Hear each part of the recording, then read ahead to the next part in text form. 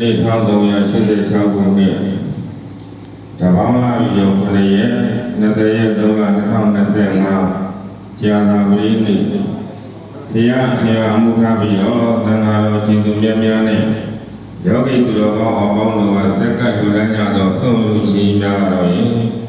ဥဒ္ဒထောတော်ညွန့်မိသားစုရှင်ညောင်နှန်းကြီးရွာမှာဖြစ်ပါတယ်အချို့ဝဲလူရှင်များတော်ဘုကျော်သေဝဲမခင်မျိုးဝဲမိသားစုနတ်ပရိဒါလမှာဖြစ်ပါတယ်။ကျော်ရီအလူရှင်ကတော့ဘူချူတဲ့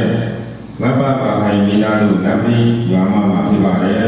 ။အလူရှင်ကြီးများတို့ရဲ့သုံးဖို့ဖုံးဝေးသုံးပါးမှာဆိုလို့ရှိရင်အလူရှင်ကြီးများကိုမေတ္တာပို့သေသဝကနာသင်ကြီးမှာသုံးပါးမှာဖြစ်ပါတယ်။အားလုံးလည်းကြပါ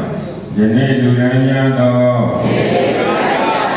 အလူရှင်လူမပေါင်း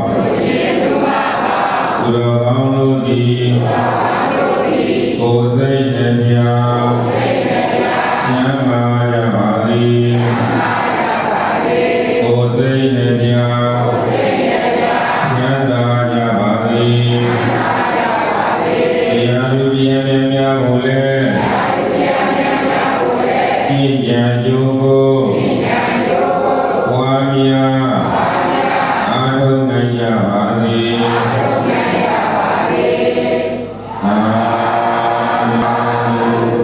Bây giờ mình là thì nhớ nhỏ đi ra về em về ô yêu em mai qua ta ta gì đi gì à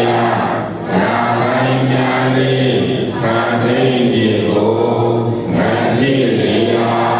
sáng đi à u đâu ta đi về ta đi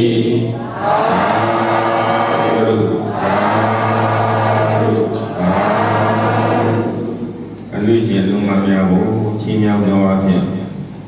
ဂရိပရတရားလက်ခံထားပြီးတော့ဖြည်းဖြည်းချင်းသုံးဆောင်ခါတော့ကြပါက